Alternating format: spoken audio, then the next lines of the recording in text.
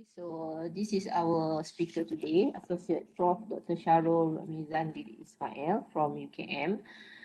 He's currently the Associate Professor of Law at the Faculty of Law, National University of Malaysia, which is the UKM in Selangor, Malaysia. So in 2013, Dr. Shahrul Mizan obtained his Doctor of Philosophy in PhD from National University of Malaysia, specializing in the field of international human rights law. His specialization is in international human rights law and civil procedure, and he is the author to several reference books for civil procedure, such as the published by Clover Law International, Civil Procedure in Malaysia, Question and Answers, and Civil Litigation in Malaysia, a practical guide to drafting pleadings, both of which are published by International Law Book Services, ILBS. So Dr. Shahrul Mizan is actively involved in roundtable discussion, giving public lectures and workshops, and has also written numerous articles and conference papers on various areas and issues of human rights, such as Islam and human rights, universalism and relativism, criminal justice and criminal justice system, and also sustainable development, etc. So he's currently the advisor for the Malaysia's Department of National Unity and Integration under the Prime Minister Department with regards to the International Covenant on the Eliminations of all forms of racial discrimination, task force. So the detail of the bibliography is you can get from the website. Okay. So without further ado, I would like to invite Associate Prof. Dr. Shahrul Mizan to start his sharing. So I will stop the sharing. I will assign Prof as the host. Okay. Okay, over to you, Prof.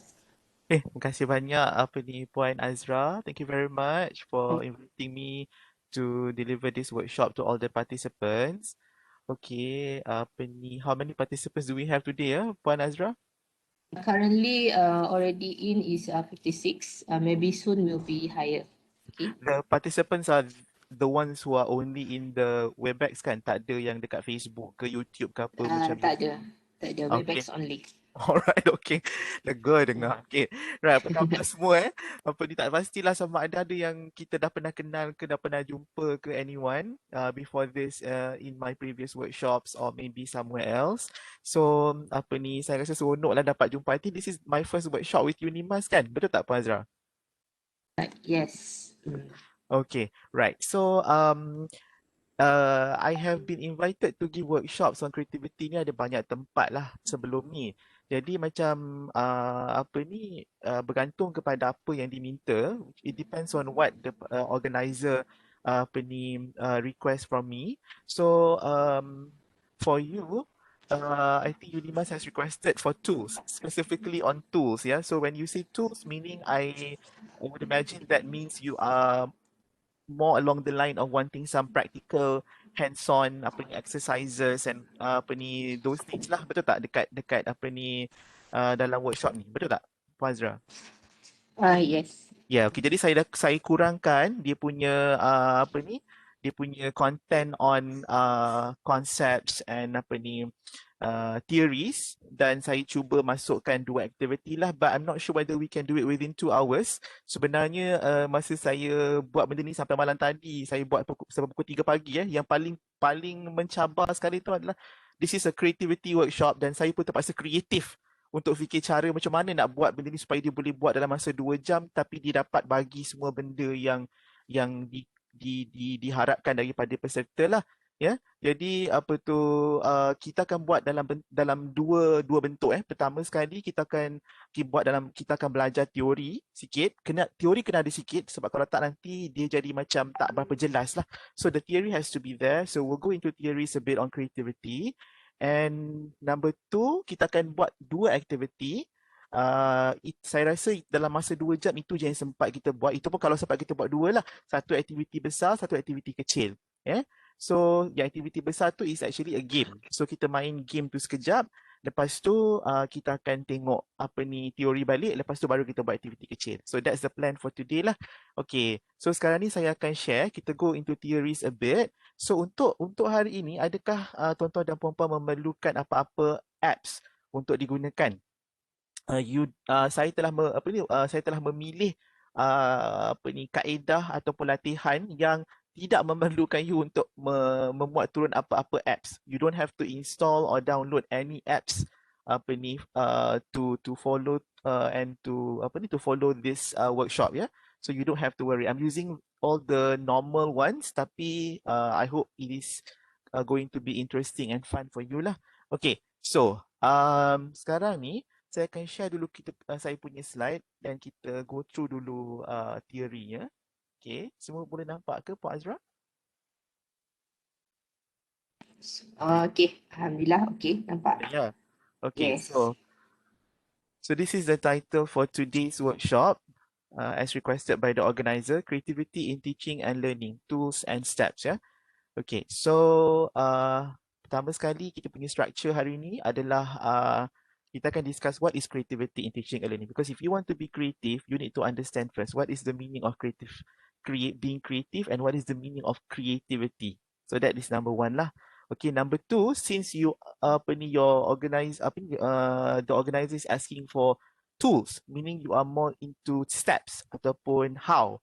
So number two, we'll discuss into the steps. How do you be creative? Ini pun sebenarnya it's quite lengthy sebenarnya, panjang dia punya perbincangan dia ada dia punya prinsip-prinsip dia yang kita boleh follow, tapi saya pendekkan untuk 2 jam.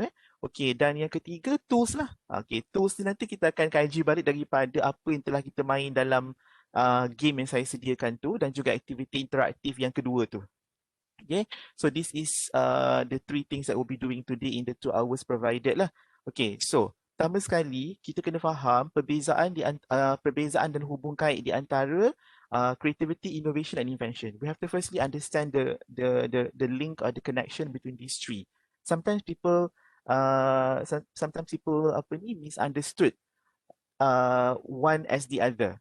There's a difference between creativity, innovation, and invention. Though they are related, as you can see from the picture that I've shown you, they are related, it's overlapping with one another, but it's not one and the same thing.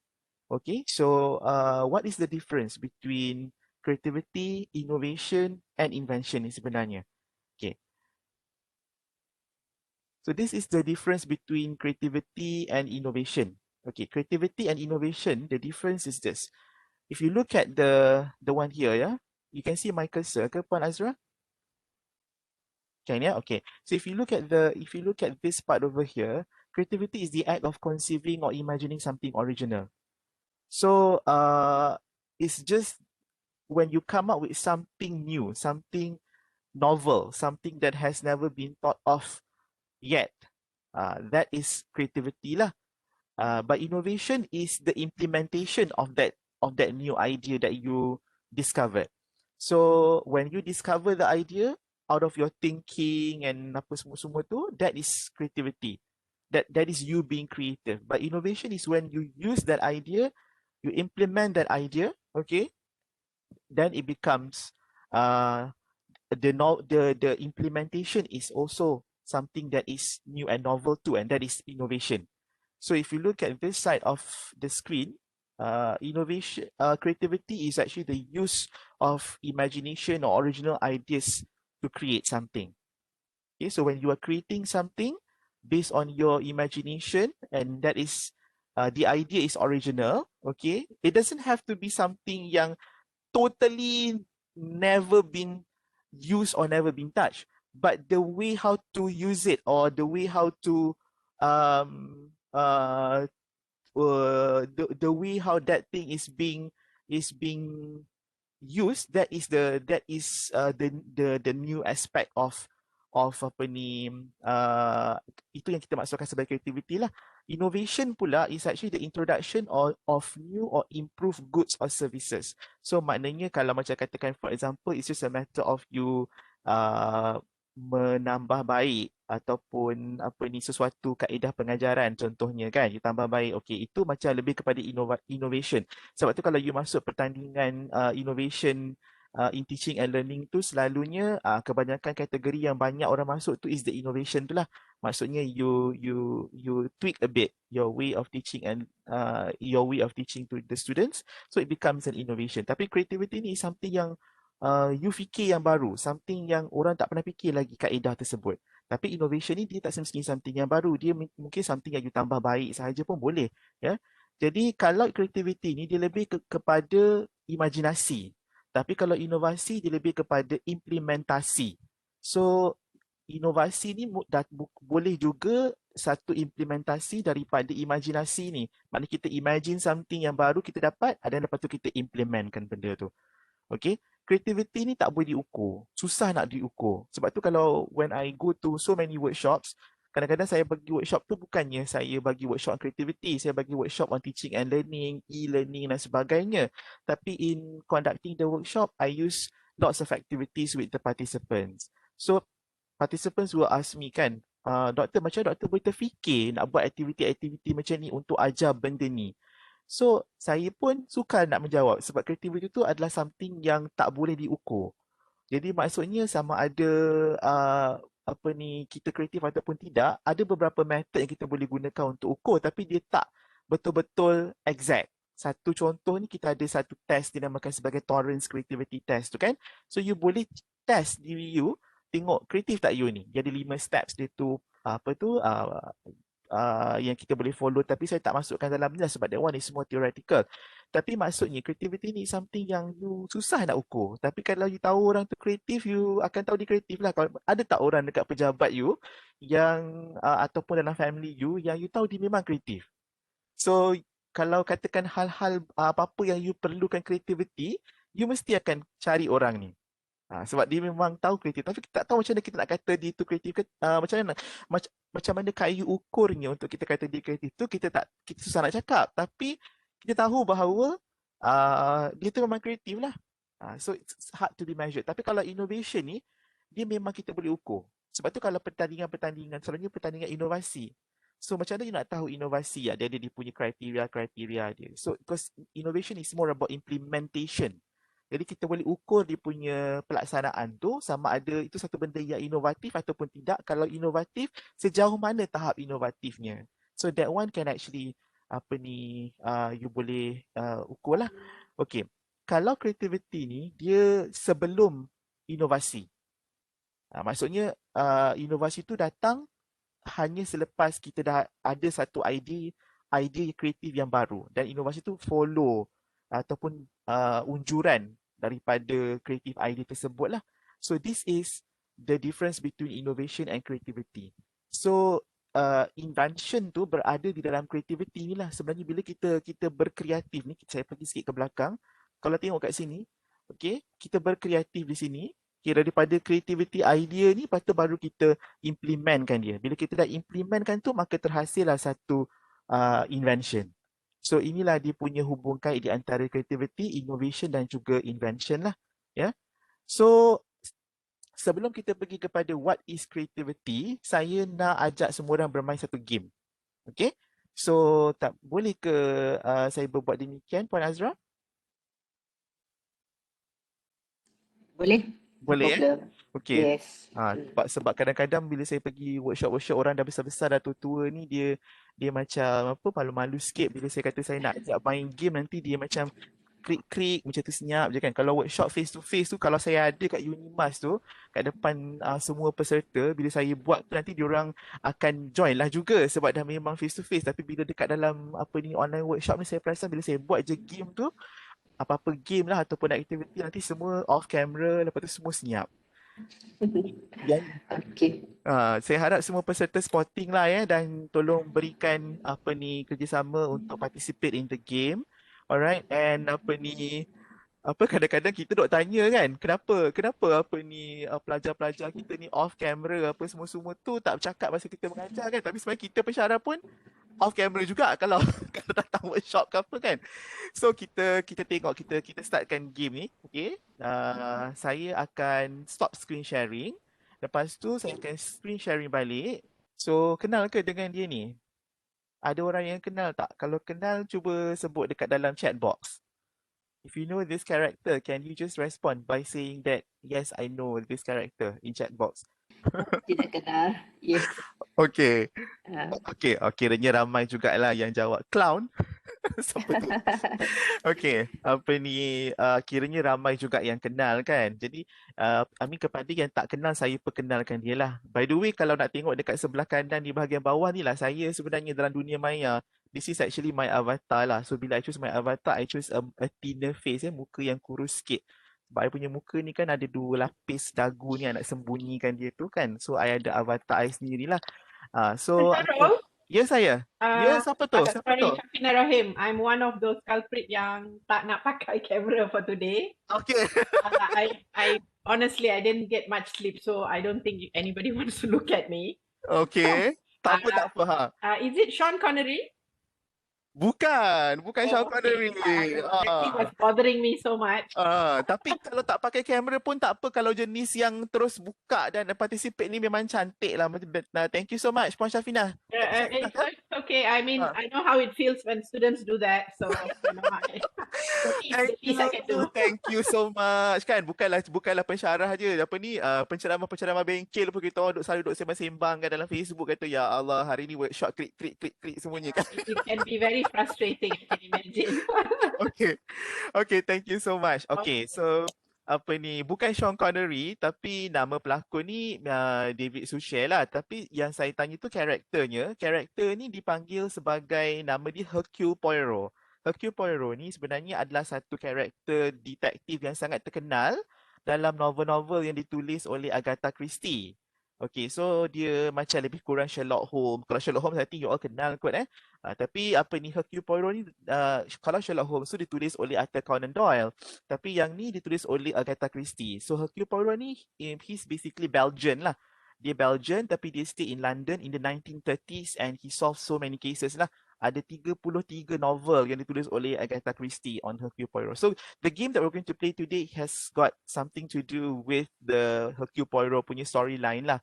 But the storyline in all the novels too happens in 1930s. So now the game is actually happening in 2021 this year. Okay, so I will give you the link to this Google slide. The game is very simple. It's using Google slide and some other Google tools. The reason I choose simple tool is because I want to make it a point so that everybody understands that for you to be creative, you don't need iPad ataupun Samsung Galaxy Tab yang terbaru ataupun komputer gaming ke. You don't actually need to do that. With simple things, you can be creative. As long as you follow the creativity steps and process, you will be creative. So in your teaching and learning, of course, I'm not someone who is an expert to talk about creativity as a whole from psychological perspective, kan? Okay, so now, I'm going to give you this link. So what you need to do is just to proceed to click the link. And once you are in the link, you will know the story and you will proceed based on what is in the slide. Yeah? Okay, I'll show you the second slide first to give you the background of the story. So I'm introducing to you this photo over here. This is Hercule Poirot, great grandson, Monsieur Victor Poirot. Yeah, he is now also a famous detective in London. He's currently investigating the disappearance of the missing Lady Edgware. This is Lady Edgware, and she has gone missing while vacationing in Kuala Lumpur, Malaysia. All right, so he's trying to investigate that. Okay. When she was vacationing, she brought with her this ruby over here, okay? And based on his investigation, he learned that Lady Edgware was detained in KLIA for committing a drug crime and is alleged to be imprisoned in Malaysian prison. So he now wishes to travel to Malaysia to solve this case. So sebenarnya this activity is based on a topic in law lah, because I'm a law lecturer, but I've simplified as much as possible this activity for the purpose of this workshop. Because my students are all law students. Kalau I buat dengan diorang tu, dia lagi panjang, lagi detail apa semua lah. But I have simplified this for the purpose of this workshop. So the topic is about the courts in Malaysia. Alright, so he's basically traveling to he wants to learn about Malaysian court system. And he's now traveling to Kuala Lumpur, but to come to Kuala Lumpur tu, he will be stopping at several locations to do his investigations lah. And so the journey is going to be very long because he's going to so many other places before he comes to Kuala Lumpur in the end. So what you need to do is you help him to learn about Malaysian court system. Okay. Right. Okay. So so this is the map. So there are basically 5 checkpoints. Okay, so what you need to do is you need to go to the checkpoints. Okay, once you go to the checkpoint, you will see, apa ni, a pit stop. Okay, there's you click the the pit stop sign symbol ni. You click here and it will bring you to the pit stop and you have to answer the question. Okay, so I'm going to give you the link. So once I give you the link, you can actually click lah atas benda ni. Yeah. Alright. So let me just stop sharing for a while. Prof, ada orang tanya dekat chat, just click arrow ke I use handphone? Bukan klik arrow. Dengan handphone pun tak ada masalah. But you just click at the gambar sign checkpoint tadi tu. Okay. So maybe some of them Dr. Shahrul. The only point I could click was the last one, the pit stop 5. Okay. Kejap. No, I've tried a few times. Mohon bantuan manual check-in tu apa ya, Puan Azra? Oh, ni dorang pasal kedatangan lah pula. Okay. Okay. Sorry. yes. Pantau apa ke? Chat ke? Bukan ni. Yang ni lain. Basically Okay. rasanya macam tak faham kot, Prof. Boleh terangkan semula ke macam mana nak buat? Okay, macam ni. Saya buat balik sekejap. Okay, saya share balik. Nampak ke sekarang ni? Yep. Nampak kan? Okay. So what you need to do is, you pergi dekat sini, basically. Kan, you letak you punya cursor kat sini, you click. Dia akan pergi terus kepada the next part. Yeah, that's what we were hoping. I don't know if anybody managed to get it, but I couldn't get any of the 4. Anybody dapat tak? Because it says here, move your cursor near the checkpoint and click kan to get the link. Oh, Dapat, ada orang dapat. Okay, kena cuba lagi. You kalau macam you pakai phone ke ataupun you pakai komputer, kadang-kadang bila you datang dekat tu, you kena klik sikit nanti dia keluar atau link tu dekat bawah. Lepas tu you klik kat link tu. Amboi, ada yang sampai dekat finishing line dah. Siapa ni? Tengah type jawapan dekat finishing line. Tapi saya tak tunjuk lagi ni. Saya tak tunjuk kat semua orang lagi. Okey. Cepat, dah ada pemenang nombor 1 dah ni. Cepat je dia ya. Mana Mujan? Ada Mujan? Can you say something? Can you say hello? Ini dia punya finishing line dia lah.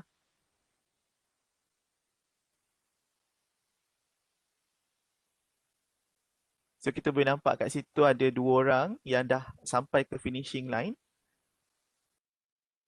Prof, ada yang Mujan tadi, dia cakap sorry sebab mikrofon dia rosak. Oh ya ke? Okay, tak apa. But anyway, congratulations lah ya. Ada pemenang ketiga, Isabella. Tapi depends pada jawapan. Sebab dia belum type lagi jawapan dia tu. Oh, pemenang pun dah banyak juga. Kepada Isabella, Dayangku dengan Jamliah. Jangan lupa letakkan jawapan You have buzzer tu. Okay, Isabella dah letak dah. Bila you letak jawapan tu, you akan potong orang lain. Jangan lupa letak jawapan tu. Mesti orang lain yang belum sampai tanya apa benda ni kan.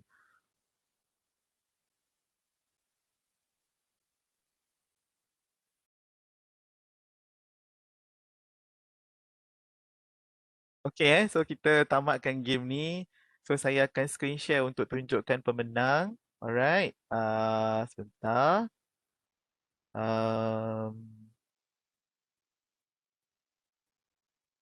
Okay, right, sekejap ya. Okay, right, so inilah so far pemenang-pemenangnya yang telah sampai awal. di apa ni finishing line. Okay. Yang ni siap tulis lagi apa ni nama penuh di semua dekat dalam ni. Okay. Okay. So tahniah lah ya. Hadiah minta dengan penganjur kot rasanya. Wak Azra dah senyum dah tu. Dr. Nomazin saya tak nampak muka dia. Okay, right. So apa ni? Ini adalah okay tak game ni? Boleh tak tulis dekat dalam chat box? Apa you punya impression towards the activity? Sangat menarik, Prof. Saya memang lambat sikit kalau to insert the quiz ni, tapi saya seronok. Saya rasa macam saya pula belajar. Saya nak eager to finish up the games tu. It's so really, it is interesting. First time saya main treasure hunt using online. Itulah, saya suka pergerakan fizikal sebenarnya. Kalau dalam kelas law ni kita jarang bergerak lah. Jadi saya memang hyper sikit. Tapi bila kita buat online, jadi macam rasa macam stres kan, tak dapat nak gerak-gerak dengan student, tengok dia orang bergerak-gerak kan. Tapi yang ni pun tadi tak nampak juga orang bergerak. Boleh tengok dekat dalam online lah, dekat mana apa semua-semua kan. Okay, so apa ni saya nak bincangkan tentang ni lah. Sekejap saya nak check. Ada tak dalam boleh share your opinion about the activity that you have gone through just now? Dekat dalam chat Saya tengok dekat Ada dalam chat Prof lah. dekat dalam chat. Okay. From Kizrina Yusof, she said simple yet stimulating. Dr. Rasida, interesting. Siti Khadijah is fun. From Dr. Shafina, students will definitely enjoy. From Nora Shikin binti Suhaili, menarik, simple platform yet very engaging. And from Dr. Candy, we have a very interesting, sure able to grab students' attention, fun. Dr. Disa, nak lagi. And then Christine it was exciting. And then from Siti Nuriana is nak lagi juga. Okay. Habis So, ada satu lagi aktiviti kejap lagi, tapi yang tu dia seram sikit lah. Tapi kita simpan untuk selepas perbincangan.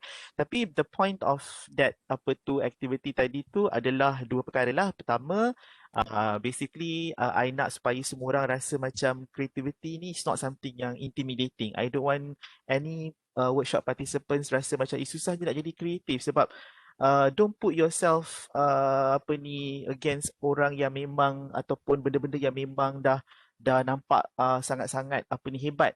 Kita boleh mulakan dengan benda yang simple-simple kan. Sebab I'm just worried lah, because when I conduct workshops on creativity in teaching and learning ni, I usually will receive some questions ataupun some comments kata macam I cannot be creative because I don't have any iPad, I don't have any tab, Galaxy Tab, I don't have any computer that can help me do that, apa semua-semua kan.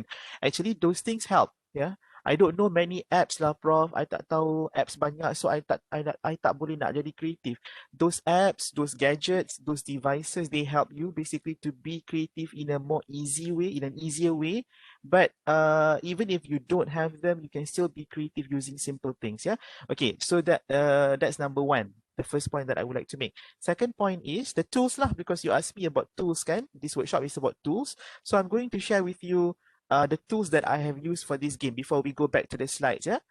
Okay, so I'm going to share with you the screen. Okay, so if you go back to the slide tadi tu, sekejap ya.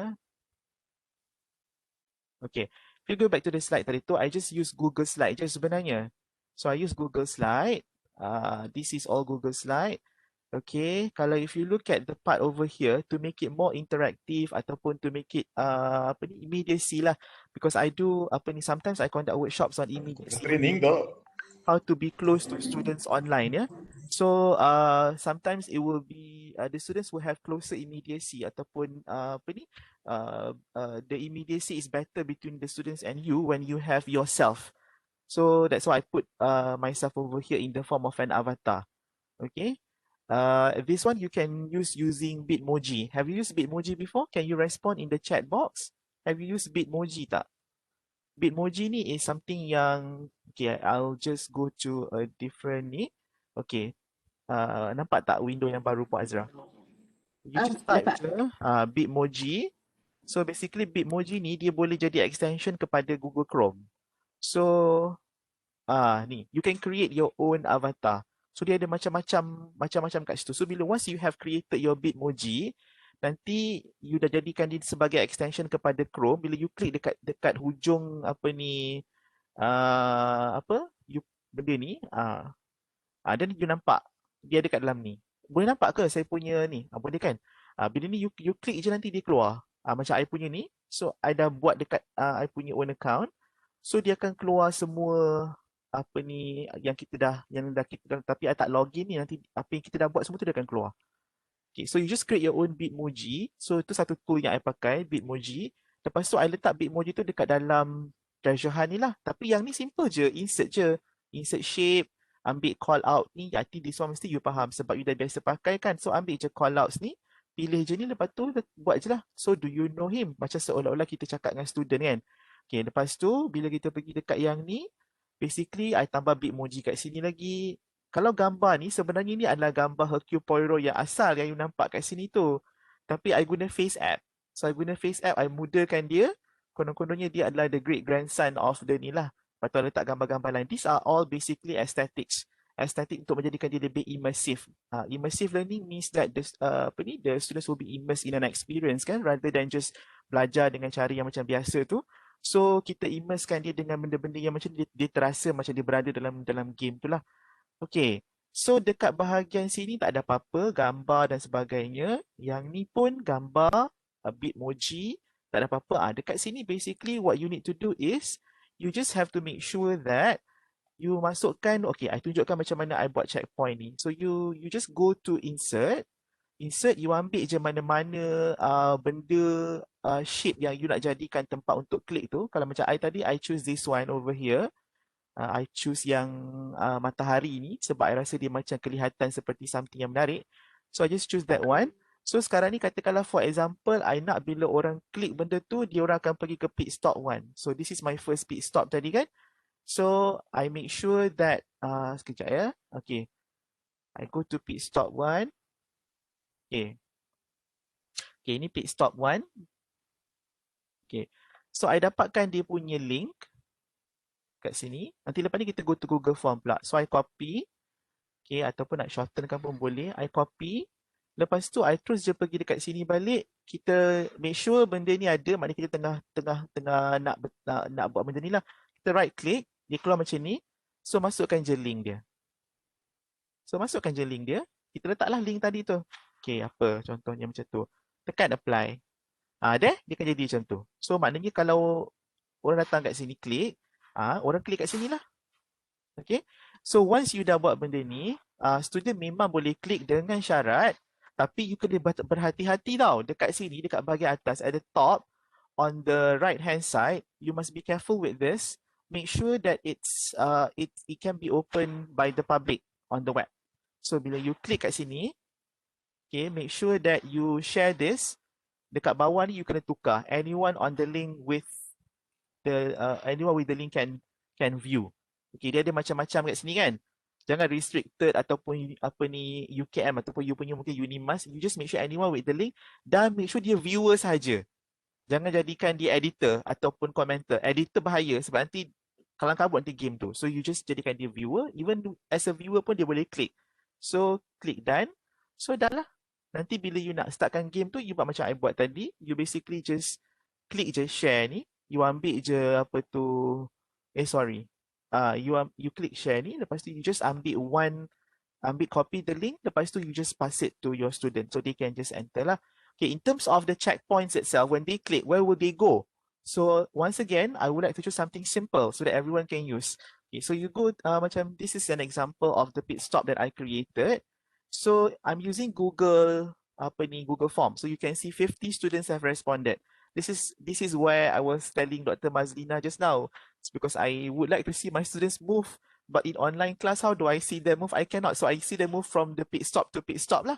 So you can see this number increasing as your students went along doing the activities and whatnot, and you can actually see lah. Okay, dia punya answer dia apa semua everything. Okay, so dekat question ni, what you need to do is you have to make sure that the question always starts, there's always 3 sections, okay? 3 section apa tak? Section 1 of 3. The first section is for them to insert code dulu. Decode dulu, okay? So selepas dia dah decode, yang ni tadi I guna benda ni tadi, and the hint is Google kan, I think you have gone through. So they put their answer over here. So answer ni kita always kena pakai yang pilihan short answer. Sebab pilihan short answer akan ada validation punya ni. Okay, now you see bila kita go short answer, kat bawah ni kita pilih ada beberapa pilihan. There are 4 options over here where you can choose. The answer will be in what form. So I choose text, and the text should contain this answer. This is the answer, and this is what we say to the students if they have inserted the wrong answer. So for example, for me, I put keep trying, check your spelling. And then, don't forget, click dekat 3 buttons at the bottom over here, and make sure that you include response validation. So when you include response validation ni, then you can only do that. Tadi tu text, contain apa? Poiro. Okay. Then you can say keep trying. Okay, so bila you dah siapkan check this question, you must remember that after dia dah answer jawapan ni, then dia mesti dapat clue untuk the next checkpoint. So the third the second is before dia dapat tu, you masukkan you punya pengajaran tu. This is the content of the course. So maybe you can put a video. I put a video here as an example that you can also put a video lah. So you letak video, ask them to watch. Lepas tu ask a question. So this is the academic part of the activity. Then baru you give, the third section is to give the next code. Yeah. So this is how you do it lah. So lepas you dah siap semua ni, then you click kat 3 button on top on the right. You basically just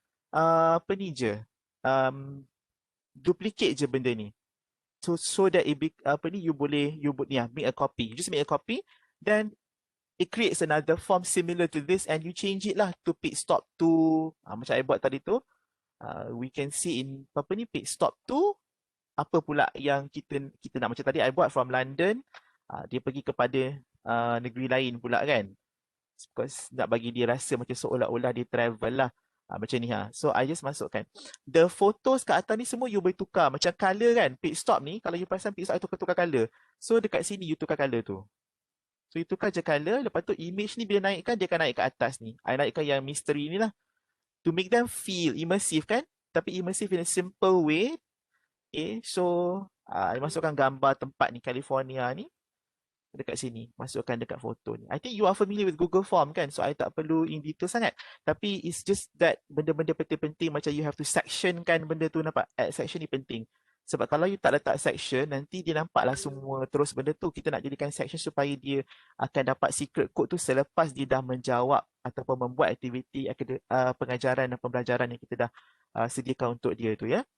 Okay, so ini adalah cara yang mudah lah. I have tried things like yang virtual reality apa semua pun I buat juga dulu masa kelas face to face. But bila buat kelas secara maya ni, I notice when I use all those virtual reality, augmented reality semua-semua ni, some students tak boleh nak dapat join sebab dia punya device tu is not compatible dan sebagainya. So kita go for something yang very simple lah. Okay, so ada question tak in terms of how you can actually create that game just now before I go on to my next slide? Anything? You can just type in your chat box and Puan Azra can help me to read the question. Ada apa-apa tak nak tanya? Saya ada tanya Prof. Okay. Macam mana kita nak link dia dengan Cosmobus tu yang... Oh ya, ya. Okay. Yes. Tak habis cakap. Terlupa last kali ada satu lagi tool. Okay, so saya dah pakai berapa tool tadi? Google Slide, Bitmoji, Face App. Lepas tu Google Form. Okay, lepas tu sekarang ni Cosmobus. Last kali finishing line supaya kita dapat rekod siapa yang sampai dulu. So kita pakai something called Cosmobus ni. So Cosmobus ni, I'll just show you. I tutup dulu ruang ni. So kalau I pergi kat Google supaya senang you tengok daripada awal So if you go to Google, you just type je Cosmobus. Dia ada banyak lagi yang lain. Tapi yang lain tu macam berbayar. Lepas tu macam tak berapa stable. Saya pakai yang ni lah. Cosmobus, dia akan keluar yang ni. Join ataupun host. So kalau kita cikgu, kita host lah. Host the buzzer room. So dia terus keluarkan room code 770106. So share room. Okay. So dekat sini yang saya klik. Oh, satu lagi tool, jangan lupa. WhatsApp. I guna WhatsApp tadi kan? Lupa. Nak bagi dia ada rasa macam konon-kononnya Lady Edgeware tu adalah. So dia ber-WhatsApp lah dengan Lady Edgeware tu konon-kononnya kan. So I dapatkan link ni. So I dah buka siap-siap benda ni. I dapatkan link ni. Dan I masukkan dekat dalam WhatsApp. Kejap. Kita tengok kejap WhatsApp tu. WhatsApp tu pun penting juga. Ada cara nak buat dia. You all jangan baca WhatsApp I. Kejap. Bahaya. Okay. Okay, so ni So dia punya group ni, you klik kat 3 button atas ni. Okay, you pergi dekat group info. Kejap kat sini group info. Okay, bila you pergi kat group info tu, okay, make sure that you klik group setting ni. Boleh nampak ke benda ni? Nampak kan? Okay, group setting. Dekat group setting ni, dekat group info ni, orang yang boleh tukar info ni, keluar tak pop-up saya ni? Keluar kan? Hanya only admin je. Jangan kasih orang lain tukar, so you confirm. Lepas tu message hanya boleh dihantar oleh admin juga, tukar. Saya tunjukkan balik dekat sini. Send messages ni, klik. Ambil admin saja. Okay?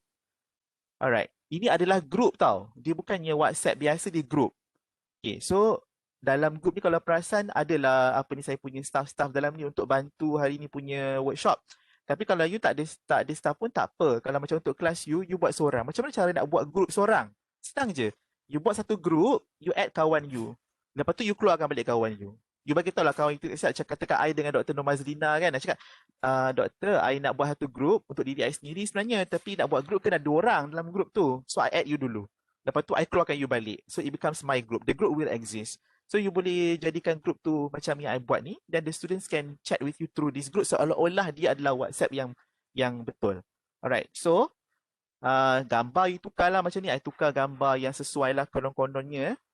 Okay, selepas you dah buat yang tu, don't forget that masukkan you punya link tadi tu dekat Cosmo Bus ni. You dapat link kat sini tu, you dah klik. Okay, so you karang sikit lah cerita dia. Alamak, sorry. Okay, you masukkanlah macam ni I buat ni. Yang I buat ni. So you just basically copy je lah. Alright. So macam itulah dia punya step dia. Ada tak saya tinggal apa-apa lagi Puan Azra? Nak cepat tutup WhatsApp ni, bahaya. Lady Edgeware tu sebenarnya Prof ke? Nombor telefon kita. Maksudnya apa tu? Siapa sebenarnya Lady Edgeware tu? Kalau kita tengok. Maksudnya siapa yang jawab WhatsApp tu? Bukan, dia punya nombor exactly tu siapa sebenarnya dia? Adakah kita or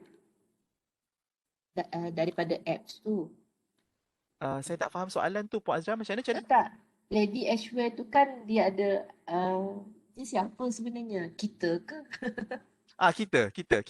Kita as in dalam konteks kita adalah cikgu lah kan? So meaning that nombor telefon Lady Edgeware tu adalah nombor telefon kita? Ya, betul. Ke? Nombor telefon kita, betul. Nombor WhatsApp kita lah.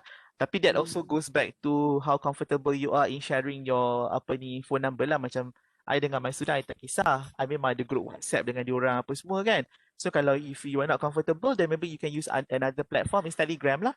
So Telegram you tak payah share phone number, but you can still do the same thing. Tapi macam saya ni suka benda yang biasa digunakan. So kalau biasa WhatsApp lah. Tapi kalau you feel macam WhatsApp kan student tahu pula phone number I, boleh guna Telegram pun boleh. Okay, ada soalan lain? Prof, ni banyak universiti yang tanya soalan ya. Prof, just now Prof ada tunjuk yang daripada WhatsApp tadi, lepas tu dekat link mana yang kita nak ambil nak share dekat dalam Cosmo Bus tadi, share room tu. Saya Okay, dekat sini. Masih dekat group info juga, you scroll sikit ke bawah. Ni invite to group via link. So you klik je yang ni. This is the link, you copy je. Alright, okay. Copy link. Ataupun you can send link via WhatsApp. If you have a group class group WhatsApp, you send je terus dekat diorang link tu. Ya. Yeah? Okay, lagi ada tak apa-apa lagi saya tinggal? So Tak ada? far complete lah, Prof. Ah, So far ah. complete. Ada soalan apa-apa dalam chat box ke, Puan Azra? Tak ada Okay. So kita continue lah. So tadi tu tools tu at least dah dapat dulu tools tu. Sebab workshopnya minta tools. Jadi saya takut nanti macam cakap-cakap teori tools saya tak sampai lagi. So tools yang simple saya bagi. Okay, so kita go back to theory. And then lepas ni we do another activity. The second activity is going to be a bit more mysterious lah. Okay, so kita pergi balik. So bila kita bercakap tentang creativity ni, we want to be creative kan. So what is creativity? So in the simplest form lah. I kecilkan untuk 2 jam punya workshop. So creativity ni sebenarnya it's the ability to correlate and create something new. You link something with something else and it becomes something new. To make you understand this, I give you 3 examples. The first example is the creator of the liquid paper. This lady over here, okay, after the World War II, her name is Betty Nesmith Graham. So basically, she was the inventor of liquid paper. How she invented liquid paper? She's not somebody from chemical engineering background ke ataupun benda-benda chemistry ni, bukan. She's basically just a secretary. After the World War II, there was the electronic typewriter was invented. So before the invention of the electronic typewriter, the old typewriter tu they can actually, the secretary yang buat surat untuk bos ni, dia boleh cuma betulkan dengan pensel je kesilapan. Dia boleh padam dengan eraser, lepas tu dia betulkan dengan pensel. Tapi after the invention of the electronic typewriter, tak boleh. So dia jadi pening. Macam mana nak betulkan kerja dia ni? So as she was actually doing her work in the office, dia terperasan ada orang tengah cat dinding bangunan. Bank. Dia kerja kat bank. Tengah cat dinding bangunan. So she was sitting and she saw that. Lepas tu dia terfikir, dia nampak cara orang tu bancuh. Lepas tu kalau ada rosak-rosak, tersilap ke apa, the person just use thinner, lepas tu tutup je benda tu. So from there, itu yang dia create liquid paper. So you can see the link between 2 things that she merged together. Maksudnya, the painting job and her work as a secretary to type. So she merged those 2 together, so it becomes the liquid paper. Okay, yang dekat atas ni pula is actually Sylvan Goldman. Dia ni the person who invented the shopping trolley yang kita guna tu. Okay, so what happened was that dia ni macam in the 1930s masa tu, he noticed that people who comes to his supermarket, dia ada supermarket lah, so the people who comes to supermarket, if they want to buy something, they'll bring they have to use the basket. So dia basket tu banyak benda-benda yang berat-berat. So selalunya yang pergi shopping groceries ni kan perempuan, mak-mak kan. So diorang ni tak larat nak bawa berat-berat. Jadi what happen is that they will not buy so much. So dia kata macam mana I nak fikir supaya orang boleh beli banyak. So beli banyak, jadi kalau nak beli banyak, tak boleh berat dan tempat tu kena besar. So dia terfikir dan dia ternampak dekat masa tengah fikir-fikir tu, dia terpandang dekat tepi dinding office dia nampak kerusi lipat.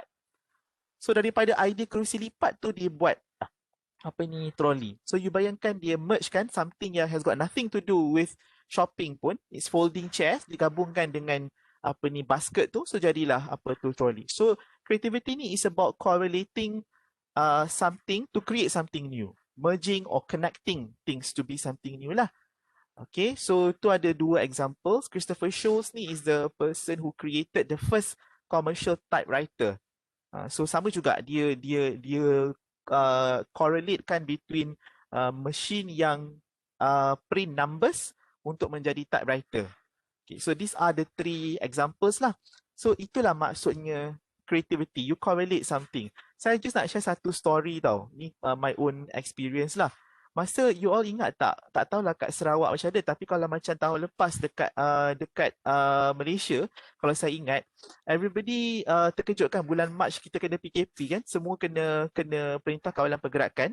So masa tu memang sangat macam stres jugalah. Sebabnya macam masa tu I come from the Faculty of Law. Dalam Faculty of Law ni dia bidang yang sangat traditional dan konvensional. So pensyarah-pensyarah dia sangatlah tidak prefer e-learning sebab kita punya bidang ni sangat traditional. So bila tiba-tiba kena buat online, the first thing and the most important thing yang semua orang risau adalah exam. Macam mana nak buat exam ni? Sebab kita law memang exam tu besar, it's a big part of our course. So my dean, the only e-learning person yang dia kena adalah I. So dia cakap, Dr. Mizan, tolong fikir Dr. Mizan, padahal I bukan tim mandikan akademik pun, I tim mandikan jaringan. Tapi dia tolong fikir macam mana nak buat exam. Tim mandikan akademik tu my friend dia pun kata, tolong Dr. Mizan macam mana nak buat. I pun Allah macam mana I nak buat ni. Akhirnya, you tahu tak I guna apa? Beberapa idea yang I bagi pada dia, I cakap gunakan screencasting. Screencasting you tahu kan yang kita selalu guna screencasting ni untuk mengajar. Maksudnya kita record our slide by macam contoh sekarang ni, I mengajar, I record myself, this is my slide, so I mengajar. So suara ni direkodkan dengan muka I kat situ kan. Okay, so tu screencasting. So I cakap kita guna account screencasting, suruh pelajar masuk dalam account tu dan mereka jawab exam sambil screencasting. Dan kita track dengan Google Document. So maknanya dia jawab tu dalam Google Document. So kita boleh nampak pergerakan dalam Google Document dan kita boleh nampak dia dalam video screencasting tu. Later lah, after dah habis exam, dia hantar, dia akan submit screencasting tu dan Google Document tak payah submit sebab benda tu dah ada kat situ. Dalam Google Document tu, I mean those of you yang biasa guna Google Document tahulah kan. So tak payah hantar, kita check je kat Google Document. Tapi kalau nak tengok dia ada cheating ke apa, kalau kita sepelik, kita buka screencasting video tu balik. Sebab kau nak pakai yang betul-betul yang sistem yang betul-betul ada macam tu mahal. Jadi saya guna macam tu. So itu satu contoh yang saya alami sendirilah. Maksudnya screencasting is actually for the creation of teaching video. Tapi kita tukarkan dia penggunaan tu kepada exam. Tapi kena gabungkan dengan something else which is Google Document. So itu dua benda. Satu lagi I guna Padlet masa tu. Have you guys used Padlet before tak? Ada kan? Padlet ni selalu kita guna untuk collaborative learning, right? So, I guna Padlet tu untuk exam. Tapi short answer lah. I tukar dia punya pattern tu jadi macam yang shelf tu. So, student boleh jawab. Dan kita kena tengok depan tu, kita nampak lah kita bahagikan shelf tu kepada sections. Lepas tu, student akan masukkan jawapan ni, dia akan berderet keluar ke bawah. So, kita boleh nampak. Tapi, you can't use that untuk benda-benda yang lower thinking of Bloom taxonomy. Sebab pelajar akan just copy-paste je. So you have to change the question to be something and they have to think. Macam tu. But it's more like assessment as learning rather than assessment of learning. So ini dua benda yang saya boleh bagi contoh dalam bidang teaching and learning. How you can actually correlate something to create something new. Yeah? Okay. So what are the characteristics and habits of a creative thinker? So kita kena ada 4. Pertama sekali kena resilient. This is something yang I memang emphasize all the time to all workshop participants for creativity lah. Sebab you kena ada ability to tolerate uncertainty and persevere at the task to overcome obstacle. Aktiviti yang kita buat tadi tu kan, yang you main game guna Google Slide tu, I baru siap malam tadi pukul 3. Tapi I punya berdebar-debar lah hati I, takut tersangkut, tapi everything okay. Sebab malam tadi lepas dah siap, I test drive sekejap. I test drive dengan staff. So kita on try buat, lepas tu ada sangkut, lepas tu buat lagi, lepas tu sangkut lagi, lepas tu buat lagi, sangkut tu buat lagi. Tapi maknanya you have to be prepared tau. Macam I pernah je buat satu workshop dekat tempat lain, online juga, dalam zaman PKP ni. I buat game, also siap pukul 4 pagi juga. Lepas tu I terus main, sangkut tengah-tengah game tu. Lepas tu I cakap dengan diorang, memang kalau you buat game, sebab itu gamification workshop. So I kata kalau you buat gamification workshop, kalau you buat game, I cakap, kalau you gamify your class, you buat game, you memang kena bersedia untuk uji lari. So dia akan jadi macam tu. So the first thing that we should have as a creative thinker is to be resilient, because we have to tolerate benda-benda yang tak dijangka. So we have to bersabarlah kalau berlaku benda-benda macam tu. Number 2, we must not be afraid to make and learn from mistakes lah. Sebab mistake akan berlaku. Sebab creativity kan is creating something new macam I explain tadi. So when you create something new, it is prone to mistake. Until and unless you go to innovation where you implement your creativity tu. Jadi by then you tak tahu apa yang akan berlaku. So you must not be afraid. Number 3, suspend all judgment while generating ideas. Okay. Nombor 4, you must be willing to take sensible risks or go out of your comfort zone. Ini memang betul lah.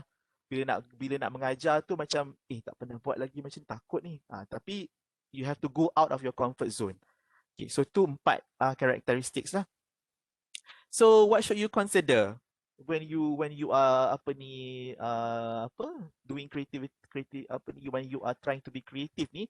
Pertama sekali, number 1 kat kotak hijau yang di sebelah kanan ni, notice connections between seemingly unrelated subject matter. So what you need to do is try to notice the connections between benda yang nampak macam tak relevant. This is what I usually do for my own class. Kadang-kadang I tak sangka benda tu boleh jadi ada kaitan dengan belajar. Contohnya, you all pernah karaoke tak dekat dalam Star Maker ataupun apa nama apps yang karaoke tu, satu lagi tu, tapi I pakai Star Maker lah. I I terfikir macam mana.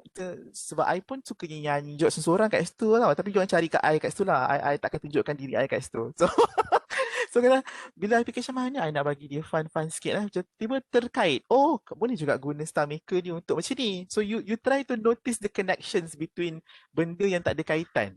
Benda tak ada kaitan tu cuba you kaitkan. Okay. So, tu satu. I pernah sekali tu nak cerita dengan you tau. I pernah sekali tu I buat satu aktiviti ni. I cakap dengan student. Tapi I bagi 10 markah je lah, tak banyak. I cakap, okay, for this assessment, I nak buat benda ni talent based. I cakap, so how do you want to be assessed? What is your talent? Tell me what is your your talent, and I will assess you based on your talent for the law. Maksudnya dia belajar law tu betul lah. Tapi to present to me that you understand what you have learned, you tell me what your talent. Ada yang kata dia boleh berlakon, ada yang kata boleh melukis. So I kata you pilih satu tajuk yang kita dah belajar, you tampilkan pemahaman you mengikut talent you sendiri, I cakap. So I can cuba assess. So there was this one girl I remembered. Sebab I tak bagi tahu dengan diorang talent tu untuk tujuan apa. Awal I just kata, okay, I give you small pieces of paper, just write what is your talent. Dia tulis dulu, I kutip dulu. I cakap, okay, sekarang ni I kata talent ni akan digunakan untuk assess yourself. So there was this one girl, she wrote in the piece of paper, dia punya talent dia adalah taranum. So I kata, so you have to present topik yang you dah pilih ni, okay, dengan cara bertaranum. So dia pun, you faham tak, connection between two unrelated subject matter. So dia pun buatlah satu video dia bertaranum semua law principles yang dia dah belajar tu. Memang kita orang tengok macam nak pecah perut gelak dia bertaranum tu kan. Lepas tu dia sendiri pun bila hujung tu dia kata, saya rasa macam berdosa pula. Tapi sebenarnya bukannya dia buat tu macam main-main, tapi dia buat tu serius, tapi kami rasa kelakar. Tapi maksudnya I nak point out tu macam dia punya connection. So benda yang tak ada kena-mengena pun bila you create dia jadi something new. So that's the first thing that you should have as someone who is a creative thinker lah. Number 2, ask questions. Don't worry lah, you just have to ask questions. Okay, kalau you rasa benda tu biasanya macam tu, you tanya je question tu dalam otak you. Okay. Number 3, clarify, analyze and redefine the problem so that kita nampak new way of looking at that thing. Okay, macam tadi I cakap exam. Macam mana nak buat exam? I ask myself question. Sebenarnya bila exam ni apa yang kita nak? Okay, pertama, kita nak ada cara untuk nak monitor student punya jawapan tu. Kedua, kita nak monitor student tu punya physical appearance dia masa dia tengah buat exam tu. Ketiga, kita nak apa? Kita nak dia boleh hantar jawapan dengan mudah. So 3 benda ni je yang dia nak kan. So apa benda kita boleh dapat ketiga benda ni? Tak semestinya kita kena pakai benda yang mahal tu. So you ask yourself questions so that you boleh clarify, analyze and redefine balik problem tu dengan melihat kepada cara yang baru. Okay, lepas tu di bawah ni ada 6. Di bawah ni ada 3 lagi. Yang keempat. So bila you dah nampak new ways of looking at things, the blue box, you can look at it from different perspectives. And I tell you this, kalau you tengah buat benda yang blue box ni, okay, you will notice that people will find you weird. Tak percaya, you cuba suarakan dalam mesyuarat. I ni dikenali daripada dulu I kerja kat UIA sebelum I pindah ke UKM. I ni dikenali sebagai orang yang suka bagi idea pelik-pelik dalam mesyuarat. Dan bila mula-mula bagi tu, I dalam Faculty of Law, cuba you bayangkan. The traditional elemen tu sangat kuat. So tiba-tiba I cakap benda pelik. I kata kita nak belajar kes-kes perundangan yang banyak-banyak beratus-ratus ni, macam mana kita guna komik. Kita guna Pixton. Semua lagi tu nganga betul pandang I semua macam, nak guna komik? Selama ni kita macam guna Socratic method lah apa semua kan. So memang you akan jadi macam dipandang pelik lah. Tapi memang itulah orang yang kreatif ni kan. So dia memang dipandang pelik sebab kita look at it from different perspectives. So be prepared for that. Lepas tu recognize alternative possibilities. Apa lagi? Baru kita nampak possibility lain. Okay. Dan bila you nampak possibility lain, itulah yang you challenge by asking, how would I improve this? So bila you tengah buat 3 box yang kat bawah ni lah yang you akan jadi the weird person. Okay? So how to be creative? Tadi kita dah tahu apa itu creativity. So sekarang kita tengok how to be creative. So how to be creative ni, sementara tu Puan Azra ada soalan ke dekat dalam ni? Dia tak ada soalan, just comment from Dr. Ajilia to everyone. So memang people see us weird, Doktor. Betul lah. Kadang-kadang I dulu masa kat UIA lagi lah Islamic University kan. Tak apa-apa I cakap nak orang tengah buat forum dengan speaker-speaker VIP cakap pasal law syariah law, tiba-tiba I kata why not kita guna kartun untuk orang faham syariah law. Tak ke macam semua orang pandang satu hall tu. Tapi macam saya cakap lah, kadang-kadang idea kita tu bagus, idea kita tu memang patut dilaksanakan, okey. Tapi ada je time yang idea tu mengarut. Tapi kita dah cakap, kita kan resilient. So orang pandang pelik pun kita buat macam mana, nak buat macam mana, memang itu creativity, memang caranya begitu kan. Okay, so how to be creative? So ada 5 step. Okay, 5 step nak jadi kreatif ni. Okay, so pertama sekali, nombor 1, pengetahuan. So what do you mean by this? Pengetahuan, okay kejap, I takut nanti kan terlupa. So pengetahuan, daripada pengetahuan, kita kena ada step pemikiran. Lepas tu pengeraman. Pengeraman ni daripada perkataan mengeram lah, macam mengeram telur. Cahaya mengeram telur tu, dia mengeram, pop, baru keluar telur dia kan. So macam tu lah. Bila keluar telur tu yang, eureka, keluarlah idea tu. Lepas tu baru kita kena buat perkembangan. Perkembangan ni dah pergi kepada inovasi lah. Kita kena gunakan otak kiri pula. Dia daripada step 1 sampai step 4 ni, dia otak kanan. Okay, bila sampai ke step 5 ni, baru guna otak kiri untuk nak bagi dia structure elok-elok. Apa semua macam tadi game yang saya buat tu kan. Idea tu dah ada daripada step ni. Saya dapat yang benda ni. Okay, sekarang bila nak jadikan dia game yang kita main, yang buat test drive semua tu dekat nombor 5. Okay, so pengetahuan ni apa? Pengetahuan ni macam mana you boleh dapat? Sebab I kata you are relating things yang tak ada berkenaan with one another. So maybe what you can do is 3 perkara. Membaca dan meneroka subjek luar bidang. So macam I law kan. Kenapa I dapat idea pelik-pelik ni? My colleague selalu tanya I, mana kau dapat idea pelik-pelik gila-gila ni semua? Sebab I cuba tengok subjek luar bidang. Kawan I daripada luar bidang dan juga benda-benda daripada luar bidang. I baca benda lain. Baru I dapat kaitkan dengan benda. Macam contohnya I tadi kata karaoke kan.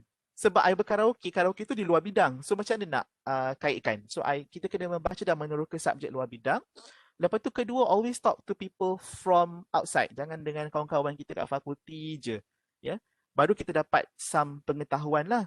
Ini kita sekarang ni, kalau zaman sekarang lagi senang. Kalau you masuk certain group WhatsApp, certain group Facebook, contohnya dekat Facebook sekarang ni saya banyak join group apa tu yang LIC punya group lah, creative teachers group lah, apa semua tu. Kita nampak orang lain buat macam mana. So kita pun cubalah. Kita berbual-bual, kita timba pengalaman dan sebagainya. Nombor 3, membuat perkara baru. So kita try buat perkara baru. Okay, saya bawakan satu quotation daripada Johnson Lit from 1988. Dia kata, one cannot think creatively unless one has the knowledge with which to think creatively. Okay, tak boleh jadi kreatif tanpa knowledge. Creativity represents a balance between knowledge and freeing oneself of that knowledge. Faham tak? Maksudnya kita kan ada pengetahuan. Tapi nak jadi kreatif ni, kita kena membebaskan diri kita daripada pengetahuan tu. Kita dah tahu dah macam gitu. Tapi kita kena adalah pengetahuan tu dulu, dah tahu, dan kita kena free ourselves from that knowledge. Okay, so pemikiran pula. Saya simplify sebab 2 jam tak sempat kita nak go in detail. Pemikiran, I think ni mesti Dr. Normazina sangat familiar. Lateral thinking ni kan. Orang-orang psikologi kot. Saya terpaksalah membaca-baca dengan ada ni, nak bagi faham masa nak buat dulu. So kalau kita tengok quotation daripada Linus Pauling ni, Linus Pauling ni kenal lah kan. Dia kata the best way to have good idea is to have lots of ideas. So macam kita ada satu permasalahan. So kita try bermacam-macam idea. Macam saya kata masalahnya nak exam. Macam mana nak buat ni? Try screencasting, try Padlet, try yang ni, try yang tu, try Google document. So kita ada banyak idea. Okay? Lateral thinking ni maksudnya kita ada banyak idea dan kita try untuk selesaikan masalah tu. Kalau vertical thinking ni, kita ada satu tapi kita go deeply. Tapi kalau kita nak ambil contoh gali lubang lah. Contohnya macam kalau vertical thinking ni, cara tradisional kita berfikir, selalu kita fikir secara mendalam. Contohnya, macam mana kita nak selesaikan masalah exam? Kita mungkin boleh menggunakan kaedah suruh pelajar ni hantar written paper dalam email. Cuba kita fikir secara mendalam, macam mana kita nak buat benda ni? So di mendalam, satu je lubang dia gali tu, tapi mendalam lah ke bawah. Tapi lateral thinking dia tak gali dalam sangat, tapi dia gali banyak lubang. Gali sana, gali sini, banyak-banyak baru dapat banyak idea. Jadi itu perbezaan vertical dengan lateral thinking lah. So to be creative, pemikiran kita ni kena lateral thinking. Okay. Dan ini saya letakkan di sini satu potongan ni, petikan ni. One characteristic of the creative process that makes it particularly powerful is that it requires not only knowledge and understanding of the domain being investigated, but also a willingness to question and not be constrained by the existing knowledge. Learners should understand how they can question or challenge established knowledge to help them to formulate their own understanding. Maknanya knowledge kita dapat dekat peringkat pertama. Dekat peringkat pemikiran is for us to question back benda yang dah sedia ada tu. Sebab tu kalau nak question back, kita kena gali banyak lubang baru kita tahu kan. Okey. Seterusnya kita pergi kepada status pengeraman. Kepada step pengeraman. Okey. So kita dah ada pengetahuan. Kita dah berfikir, kita dah question dah benda-benda tu. Sekarang ni kita dah dapat rasakan macam kita mungkin boleh nak kaitkan something yang kita ada pengetahuan yang kita ada tu. Sekarang kita dah fikir macam kita nak keluarkan benda yang baru. Kadang-kadang kan otak kita ni dia ada dua, conscious dengan subconscious tau. So the conscious part tu bila you tengah push dia, cepat keluarkan idea. Macam saya lah, saya dapat idea untuk workshop hari ni kan. Saya fikir macam mana nak fikir benda yang paling senang, Saya buka YouTube lah, buka artikel lah, baca lah. Itu pengetahuan. Lepas tu fikir, macam boleh tak buat macam ni? Boleh. Tapi tak dapat idea tu, tahu tak saya pergi mana? Sorry lah nak kena cerita juga. Masuk bilik air. Saya masuk toilet, buang air. Tengah buang air, tiba terfikir. Kalau buat macam ni boleh juga. So dia kena kadang-kadang kan kita punya conscious mind tu tired already. Because kita push dia. So dia penat. So bila dia penat, dia kena rehat. So tapi bila dia berehat, tak semestinya subconscious mind tu tak bergerak. Kalau ikut kajian, dia kata subconscious mind you tu selalunya yang dapat eureka ni. So contoh saya letak ni, Jerry Hirschberg ni, dia cerita dia adalah in 1970 kalau tak silap. Dia ni masa tu dia kerja for Nissan. Nissan ni kan kereta Jepun. So dekat US masa tu orang macam tak berapa suka sangat barang-barang daripada Asia ni. So dia daripada Nissan. Macam mana nak design? Dia adalah designer kereta. Macam mana nak design satu design kereta yang sesuai dengan cita rasa orang US? Sebab design kereta Nissan masa tu terlalu Asia katanya. So you bayangkan bos dia kat Jepun. So dia terpaksa terbang pergi balik Jepun US tu 88 kali dia cakap. Okay, untuk nak dapatkan dan rejected. Tahulah orang Jepun macam mana. So rejected. Dia sampai dah pening. Macam mana nak bagi design ni orang US suka tapi orang Jepun pun boleh terima. Sebab bos dia orang Jepun. Customer dia orang US. So dia dah penat sangat fikir, tak larat. Dia stop, dia cakap dengan tim dia semua. Okay, kita dah 80 kali buat benda ni. So sekarang kita stop benda ni dulu. Kita pergi tengok wayang. Pergi tengok wayang, lupakan benda tu. Tengah-tengah tengok wayang, tiba-tiba dapat idea. Itulah dia terus buat Nissan Pathfinder yang akhirnya menembusi pasaran Amerika lah. Jadi bermaksud sebenarnya kadang-kadang bila kita rehatkan kita punya conscious mind tu, dia akan macam memberi peluang kepada subconscious mind kita ni untuk berfikir di belakang tabir. Conscious mind ni berehat, fikir benda lain tak ada kena-mengena. So if you are stuck kan nak prepare untuk kelas, semester dah buka ke kat UNIMAS, Puan Azra? Belum. Minggu depan. Kami pun lagi 2 minggu. So sekarang ni memang banyaklah orang tanya saya apa nak buat kan. Kalau kita stuck, mengeram sekejap, nanti dia akan keluar idea tu. Okay, lepas tu bila dapat idea barulah eureka, kita dapat idea kan. Okay. Dan yang terakhir stepnya adalah perkembangan. Bila kita dah dapat idea tu jangan biarkan begitu saja. Kita kena start buat dia punya kerja lah, dia punya structure dia. Ini kita pakai otak kiri. Macam contohnya saya nak buat game tadi tu kan. I nak pakai Google Slide, nak pakai Bitmoji, nak pakai ni. Macam mana dia interrelate with one another, the element tu. Sebab I nak semua peserta dapat rasa banyak tools. Tapi dalam masa yang pendek, macam mana I nak buat? Kena buat game lah. Bila buat game, dia akan rasa banyak benda at the same time. Tapi tak payah nak jelaskan banyak sangat. So kita pakai simple things. Tapi kena structurekan, buat jadual, lepas tu buat step dia, lepas tu ada column dia. So maknanya, macam dia cakap kat sini lah, kita memang bila kita fikir idea baru tu, kita ni genius. Orang tak terfikir benda tu. Tapi, creativity tu is only 1% genius ni, 99% is kerja keras untuk nak gerakkan benda tu. So the perspiration. So these are the 5 steps that you have to follow to do creative teaching lah for your student, ya. Okay, so tips, be aware of your own skills, both strengths and limitations. Sebab bila kita nak kreatif ni, jangan terlalu kreatif. Jangan jadi macam saya. Sebab saya kadang terlalu kreatif sampai kan menjangkau benda yang saya mampu dan tak mampu buat terbatas. Contohnya saya law. Dulu idea saya macam sampai ke tahap saya kena buat coding.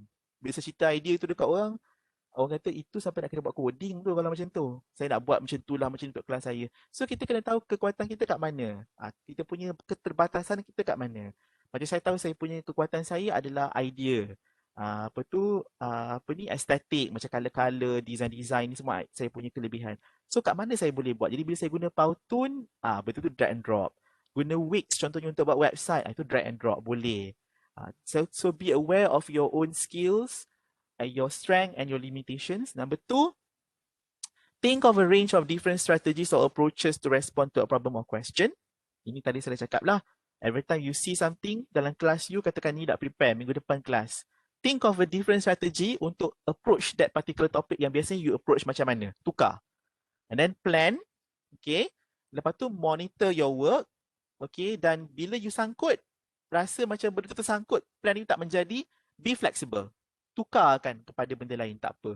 Sebenarnya yang game yang you all main tadi tu, saya ada plan lain sebenarnya tahu, tapi saya tukar. Bila dah try test drive, disangkut-sangkut, tukar. Asalnya saya nak buat daripada pit stop tu, terus kepada Cosmobus. Tapi disangkut dekat Cosmobus tu semalam saya test drive. Jadi terpaksa masukkan elemen WhatsApp. Sebab WhatsApp tu elemen yang saya boleh control real time. So kita kena be flexible lah. Lepas tu evaluate your work dan tengok untuk betulkan balik. Okay, so kita sekarang pukul 11.34, just nice saya punya time ni. Kita akan buat satu lagi activity untuk tools, because seperti yang saya katakan tadi lah, your workshop ni lebih kepada tools. So I must focus on tools lah. Okay, jadi saya akan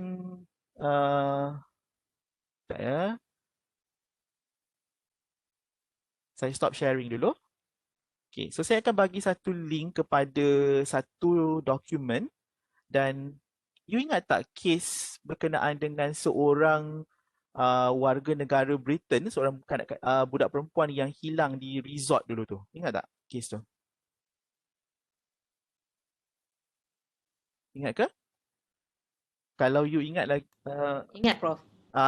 Okay. So kalau you ingat lagi, kes tu sebenarnya berkenaan budak tu hilang, dan masa kita baca kata-kata akhbar tu, banyaklah family dia bising tentang hotel tu punya tanggungjawab dan sebagainya, tentang kerajaan Malaysia punya tanggungjawab dan sebagainya.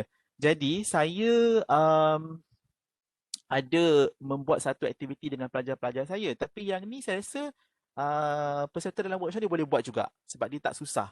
Basically dalam aktiviti yang saya buat dengan pelajar saya ni, basically diorang ni kena bayangkan they are actually in that particular case. They are the lawyer in that particular case representing the mother of the lost girl, and the mother wishes to sue the hotel.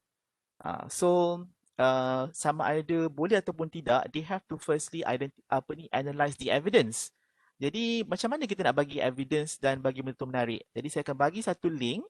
Okay, you will be given about 5 minutes. Sebab dia sangat simple activity dia.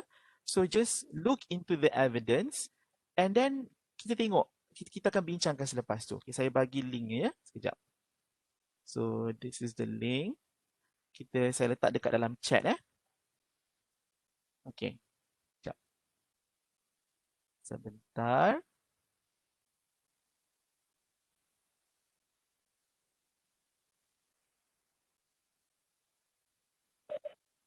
Okay, kejap. Dapat dah.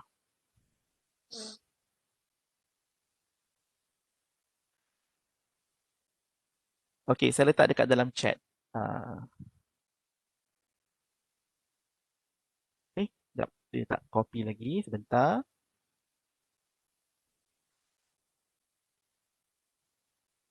Okay. Right.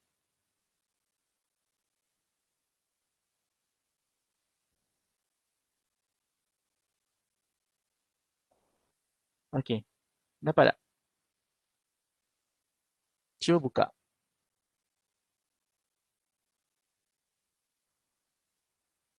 Patutnya you akan nampak benda ni.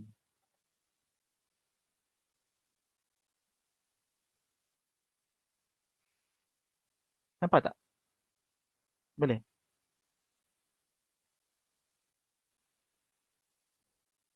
You will see this. It has 2 pages.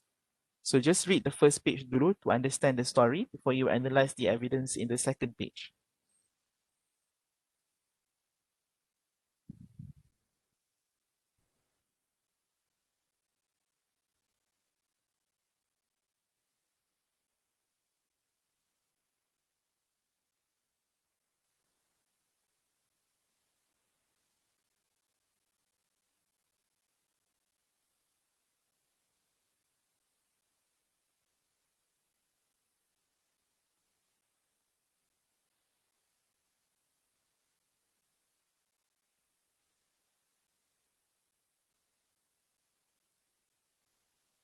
Okay, dah 11:42. Okay. So sebelum kita bincangkan in the context of this workshop, kita bincang as though we are in a class first, ya. Because the activity is divided into two parts lah. First, the students analyze the evidence, lepas tu discuss. Kita guna something yang simple je. So just using the chat box in Webex ni, can you tell me what you think? Whether the mother has a strong case or not? Can you try and type in the chat box and share your opinion? There's no right or wrong answer here. Just siapa tu? Okay, no kenapa? Give some reason. No why? Why? Lawyer kan dia suka macam argue kan? No because macam tu.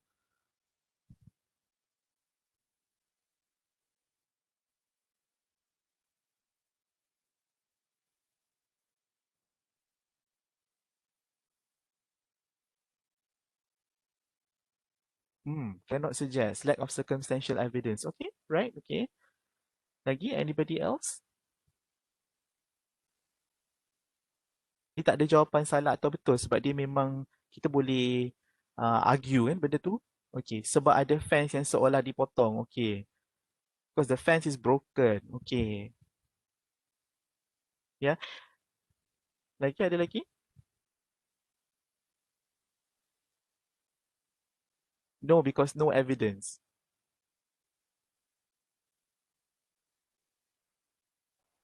I think not that strong. Normally hotel, we say everything you do at the hotel is at your own risk. Okay? Alright? Lagi?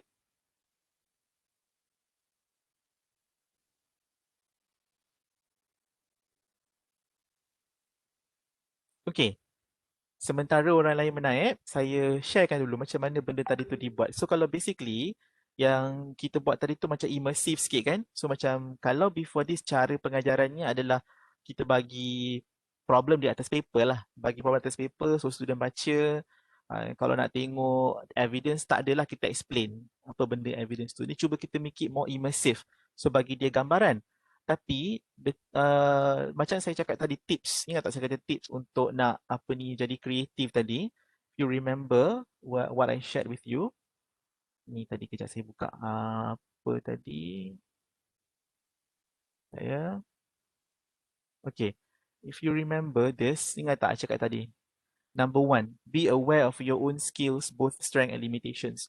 So, I nak bagi my students supaya dia dapat immersive experience. Dapat tengok evidence, keterangan dalam bentuk yang lebih real. Kalau nak buat, kena pakailah 3D, virtual reality ke, augmented reality, pakai Unity ke, Vuforia ke. Tapi, the limitation is I don't have the time and skill I pun tak berapa kuat kat situ. So, macam mana I nak buat supaya dia senang? So, I kena tengok apa yang I ada. So, apa yang I ada is salah satu daripadanya I try lah beberapa macam tadi lateral thinking, try beberapa options.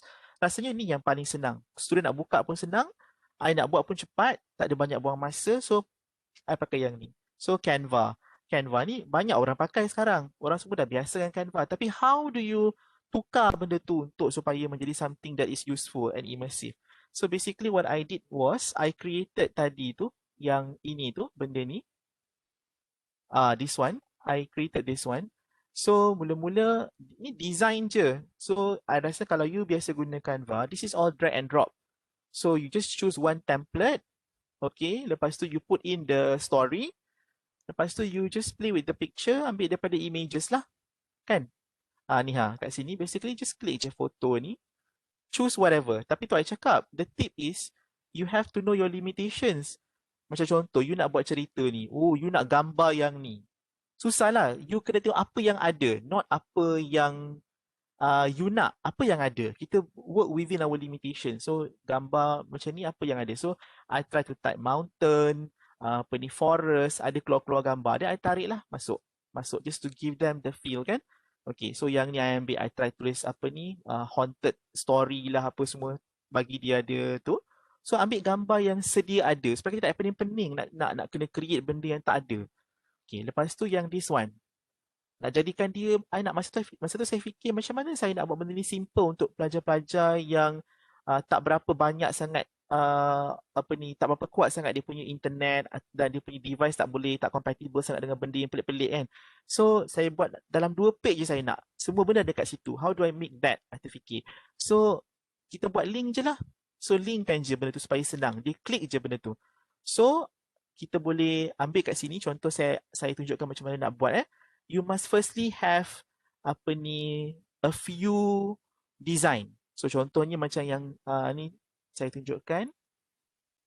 Ni saya punya Canva designs. So basically you must firstly create dia punya dia punya tempat yang kita nak linkkan tu.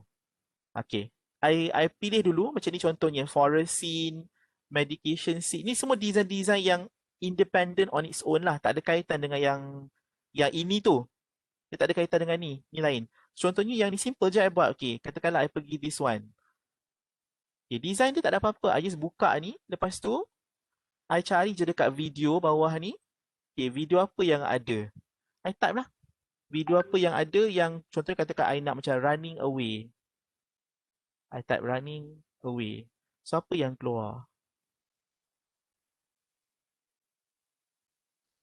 So, yang ni yang keluar. So, kita tengok mana satu yang sesuai. So, I scroll ke bawah. Yang mana yang rasa-rasa dia macam lebih kurang dengan rasa benda yang I nak buat tu yang I jumpa video ni.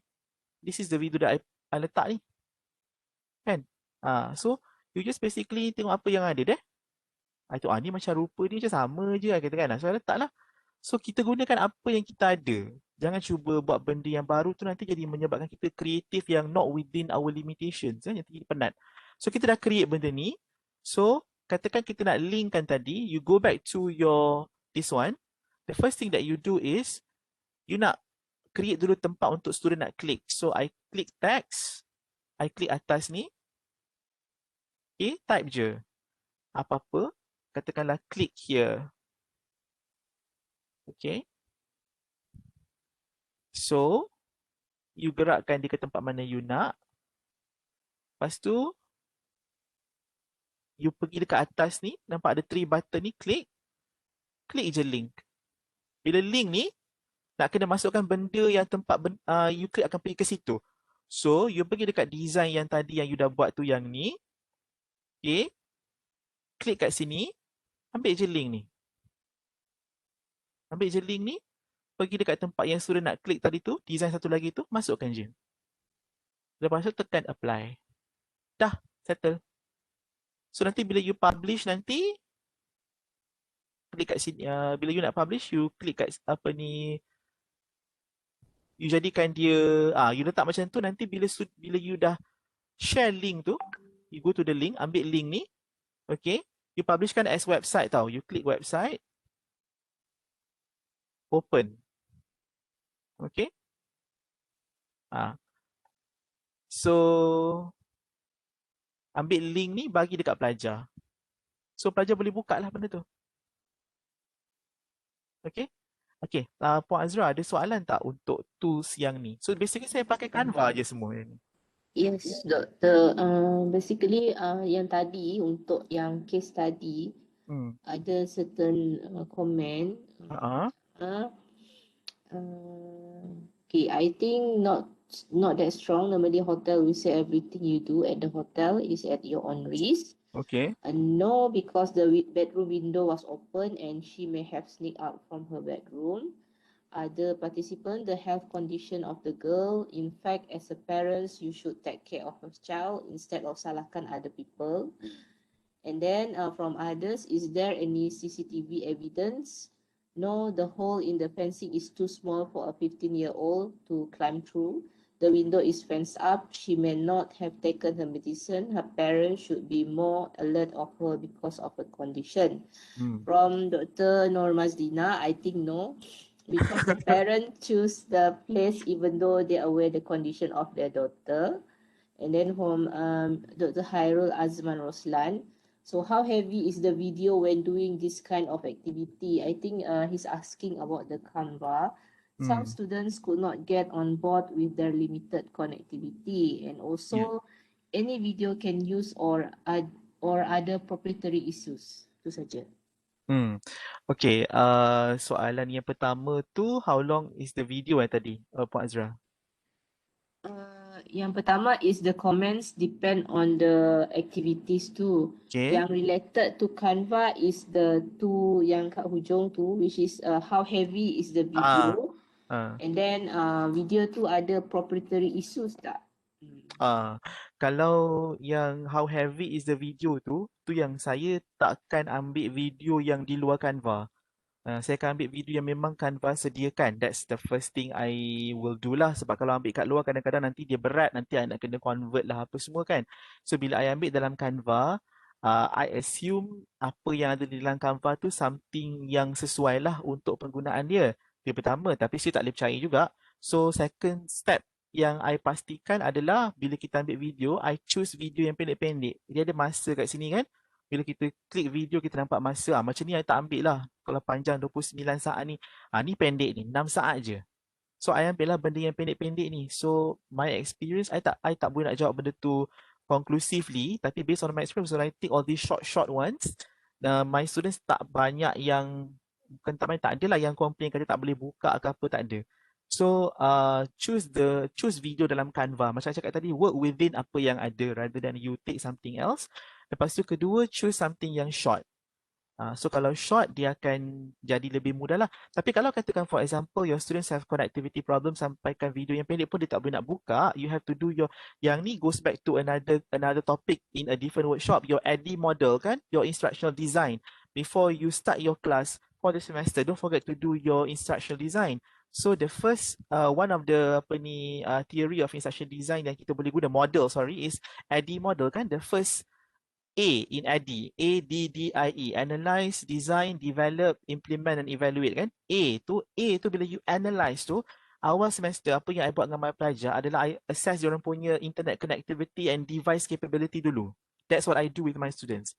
So the first week tu I tengok tu dulu. So kalau katakan macam for this semester, katakan I punya students semua okay, dia punya internet connection semuanya wifi, broadband apa semua-semua, ada 3-4 orang je yang macam tu, then I akan proceed benda macam ni. Tapi katakan for example almost half of the class ataupun almost 1/3 of the class, 1/3 ke 1/4 of the class tu kuat ramai kan yang ada masalah internet connection.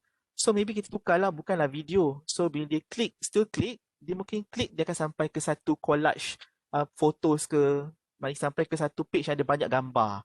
Macam tu. So gambar dia kurang sikit. Ataupun maybe kita boleh buat klik, dia pergi ke satu audio suara, kita berlakon-berlakon lah boleh juga. Suara kurang sikit daripada video kan. So kita boleh tukar-tukar lah benda tu ikut kepada kesesuaian pelajar kita. Okay, proprietary issues so far, kalau macam saya pakai Canva yang berbayar ni, benda-benda yang ada di sini semuanya memang boleh digunakan lah, dia tidak ada masalah. Tapi kalau macam you ambil daripada Google semua-semua tu, then you have to be very careful a bit lah. Kalau you nak senang, tak ada isu langsung, you create your own lah. Tapi kalau you create your own, you must have the ability, coming back to tips tadi maknanya you mesti ada ability untuk compresskan benda tu, ya. Apa ni tadi? Your own skills, you kena compresskan benda tu, lepas tu you kena tahulah nak potong, edit apa semua kalau you buat you punya own video. Okay? Right, so ada lagi tak soalan lain? Puan Azra? Rasanya tak ada. Tak ada so just nice lah saya punya masa ni. So dah nak habis. So thank you, I hope you enjoy the workshop. Dan kalau nak keep in touch, my email is there. So I pilih gambar yang agak kurus sikit, terlindung sikit dia punya extra double chin tu semua. Okay, so itu saja kot tak ada apa-apa soalan kan? Ataupun komen ke apa-apa? Tak ada apa-apa, saya serahkan baliklah pada Puan Azra.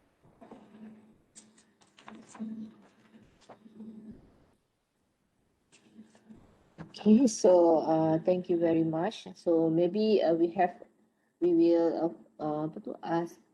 We have some question from the audience. Any question?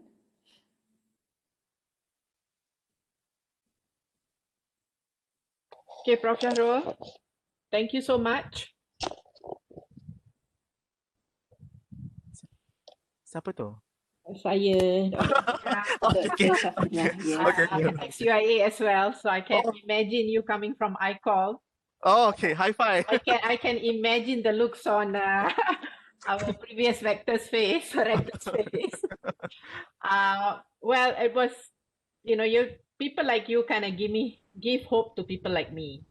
I'm trying to move away from my dinosaur age because at this point we have to do whatever it takes for our students to enjoy learning lah. So it's not like a choice anymore. It's a must do. So saya pun menggagahkan diri. With a law lecturer, one of the subjects that I would run far. My lecturers were not as fun as you. So, thank you very much. So tinggal sekarang ni execution lah, kena cubalah kita attend macam-macam training camp pagi ni pun kalau kita tak buat hands on Dr. Mazlina dah gelak kat I dah. So let's hope that some of us can try, and then I think I pun tahu siapa yang attend kan, my other colleagues here. So maybe give us a couple of months and maybe boleh buat follow up dengan kita orang ke? Kalau tak, engine nanti tak panas. So hopefully Kam will make arrangement. I know you'll get busy as well with your classes, tapi we would appreciate it lah if you. I think for me that's the push factor lah. Knowing that I'm accountable and answerable would actually make me take the last step. So other than that, thank you so much. I have to go for my coffee shop. This has been a very exhausting morning. Daripada solve, the mystery and then looking at the real case. Tapi apa-apa pun, thank you for your time. InsyaAllah kalau our paths cross again, I hope I will not let you down lah. Okay, thank you, Prof. Assalamualaikum. Thank you. Assalamualaikum. Okay. Welcome, Dr. Syafina. Okay. So with that, thank you for the insightful and informative sharing, Associate Prof. Dr. Shahrul Mizan. Okay, so we end up our workshop today. So we hope that you find this sharing valuable for you to develop your own teaching portfolio. We hope that you will be getting some inspirations to conducting your online teaching and learning.